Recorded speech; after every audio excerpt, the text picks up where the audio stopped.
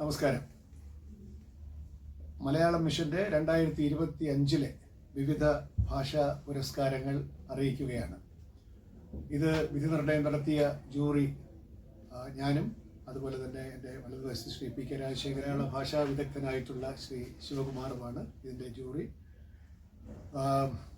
ഞങ്ങളുടെ മുമ്പിൽ വന്ന വിവിധ അപേക്ഷകൾ പരിഗണിച്ചതിൽ വിവിധ കാറ്റഗറികളുണ്ട്. അതിൽ മലയാളം മിഷന്റെ പ്രവാസി സാഹിത്യ പുരസ്കാരം അതാണ് ആദ്യം തീരുമാനിച്ചത്. അത് കിട്ടിയ പുസ്തകങ്ങളിൽ നിന്ന് ഏറ്റവും നല്ല പുസ്തകമായി തിരഞ്ഞെടുത്തത് ശ്രീ എ വി അനൂപ് രചിച്ച യു ടേൺ എന്ന പുസ്തകമാണ്. ഈ വർഷം ആത്മകഥാപരമായ പുസ്തകങ്ങൾക്കാണ് പുരസ്കാരം തീരുമാനിച്ചിരുന്നത്. അതുകൊണ്ട് തന്നെ യു ടേൺ എന്നുള്ള പുസ്തകത്തിന് അതിൻ്റെ ആത്മകഥാപരമായിട്ടുള്ള സവിശേഷതകൾ കണക്കിലെടുത്ത് ഒരു പ്രവാസി വിജയഗാഥ എന്നുള്ള അർത്ഥത്തിൽ ആ പുസ്തകത്തിനെയാണ് ജൂറി ഏറ്റവും നല്ല പ്രവാസി സാഹിത്യ പുരസ്കാരത്തിനായിട്ട് തിരഞ്ഞെടുത്തത്.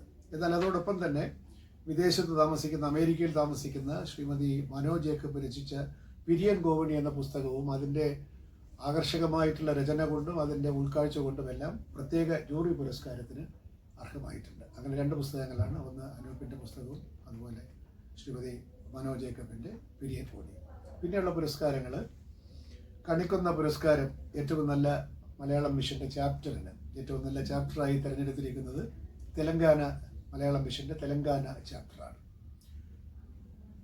അടുത്ത പുരസ്കാരം സുഗതാഞ്ജലി പ്രവാസി പുരസ്കാരം. അത് ഏറ്റവും നല്ല പ്രവാസി സംഘടനയ്ക്ക് കിട്ടിയ അപേക്ഷകളിൽ നിന്ന് അവരുടെ പ്രവർത്തനങ്ങൾ വിലയിരുത്തിയിട്ട് കുവൈറ്റിലെ കല എന്ന സംഘടനയ്ക്കാണ് ഏറ്റവും നല്ല പ്രവാസി സംഘടനാ പുരസ്കാരം കൊടുക്കാൻ സുഗതാഞ്ജലി പ്രവാസി പുരസ്കാരം തീരുമാനിച്ചിരിക്കുന്നത്. ഇനിയുള്ളത് ഭാഷാ പ്രതിഭാ പുരസ്കാരം. അതായത് മലയാള ഭാഷയ്ക്ക് മുതൽക്കൂട്ടാകുന്ന പ്രവർത്തനങ്ങളിൽ ഏർപ്പെട്ടിരിക്കുന്ന ആളുകൾക്കുള്ള ഏറ്റവും മികച്ച പ്രവർത്തനത്തിലുള്ള പുരസ്കാരമായിട്ട് ശ്രീ ഇ കെ കുറുപ്പ് അദ്ദേഹം കാഴ്ചവെച്ചിട്ടുള്ള പ്രവർത്തനം, അതിനെപ്പറ്റി ശ്രീ രാജശേഖരൻ പ്രത്യേകമായിട്ട് പറയും. അദ്ദേഹത്തിന് അത് കുറച്ച് കൂടുതൽ അറിയാം. അദ്ദേഹം ഒരു മലയാളം തെസോറസ് ആണ് തയ്യാറാക്കിയിരിക്കുന്നത്. ഏതാണ്ട് 9 ലക്ഷത്തിലേറെ വാക്കുകളോട് കൂടിയ തെസോറസ് തയ്യാറാക്കി ഒരു അഭൂതപൂർവമായിട്ടുള്ള നേട്ടം കൈവരിച്ച ആളാണ്. അദ്ദേഹത്തിനാണ് ഭാഷാ പ്രതിഭാ പുരസ്കാരം. ഇനിയുള്ളത് ബോധി അധ്യാപക പുരസ്കാരം. ഈ മലയാളം മിഷന്റെ അധ്യാപകർക്കിടയിൽ നിന്ന് അത് ഇന്ത്യയിലും വിദേശത്തും കൊണ്ട പുരസ്കാരങ്ങൾ. അതിൽ ഇന്ത്യക്കുള്ളിൽ ഡൽഹി ചാപ്റ്ററിലെ അധ്യാപികയായിട്ടുള്ള അംബിക പി മേനോനാണ് ഏറ്റവും നല്ല ബോധി അധ്യാപക പുരസ്കാരത്തിന് ഇന്ത്യക്കുള്ളിൽ തിരഞ്ഞെടുക്കപ്പെട്ടിരിക്കുന്നത്. വിദേശത്താകട്ടെ അൽ ലൈനിലെ അധ്യാപികയായിട്ടുള്ള റസിയ ഇഫ്തിഖറിനാണ് ആ പുരസ്കാരം. ഇനിയുള്ളത് ഭാഷാ മയൂരം എന്ന് പറഞ്ഞ പുരസ്കാരമാണ്. അത് ഏറ്റവും നല്ല മലയാളം മിഷന്റെ ഭാരവാഹികൾക്കുള്ളതാണ്. അത് ഇന്ത്യയിലും വിദേശത്തുമുണ്ട്. അത് ഇന്ത്യക്കുള്ളിൽ തമിഴ്നാട്ടിലെ സംഘാടക എന്നുള്ള നിലയ്ക്ക് ശ്രീമതി PR സ്മിതയ്ക്കും ദുബായിലെ സംഘാടകയ്ക്ക് അംബുജം സതീഷ് എന്ന് പറയുന്ന സംഘാടകയ്ക്കുമാണ് ഏറ്റവും നല്ല പുരസ്കാരം, ഭാഷാ മയൂര പുരസ്കാരം കൊടുത്തിരിക്കുന്നത്.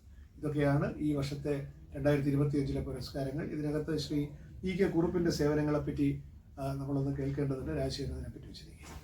അസാധാരണമായ ഒരു ഭാഷാ സേവനമാണ് ശ്രീ ഇ കെ കുറുപ്പ് ചെയ്തിട്ടുള്ളത്. അദ്ദേഹം 9 ലക്ഷത്തോളം വാക്കുകൾ അടങ്ങുന്ന വലിയൊരു തെസാറസ് മലയാളത്തിന് വേണ്ടി തയ്യാറാക്കി. 4 ലക്ഷത്തോളം വാക്കുകൾ, മൊത്തം വാക്കുകളുടെ എണ്ണം 9 ലക്ഷത്തോളം വരും. അത് ഓളം എന്ന് പറഞ്ഞ പ്രശസ്തമായ ഓൺലൈൻ ഡിക്ഷണറിയുടെ ഭാഗമായി സ്വീകരിച്ചിട്ടുണ്ട്. ഇന്ന് അത് പബ്ലിക് ഡൊമൈനിൽ ലഭ്യവുമാണ്. സാധാരണ ഒരു 9 ലക്ഷം വാക്കുകളുള്ള ഒരു പുസ്തകം അച്ചടിച്ച് പ്രസിദ്ധീകരിക്കുക എളുപ്പമല്ല. ഓൺലൈനിൽ എവിടെയുള്ള മലയാളികൾക്ക് പ്രാപ്യമാകുന്ന രീതിയിലുള്ള ഈ സേവനം, അദ്ദേഹം ഭാഷാ അധ്യാപകനും ഒന്നും ആയിരുന്നില്ല, അങ്ങേയറ്റത്തെ ഭാഷാ സ്നേഹമാണ് അദ്ദേഹത്തിനുള്ളത്. അതിൻ്റെ ഭാഗമായിട്ടാണ് ഈ തെസോറസ് അദ്ദേഹം തയ്യാറാക്കിയത്. ആ തെസോറസിൻ്റെ പേരിൽ ആണ് ഈ പുരസ്കാരം അദ്ദേഹത്തിന് നൽകാൻ ജൂറി തീരുമാനിച്ചത്.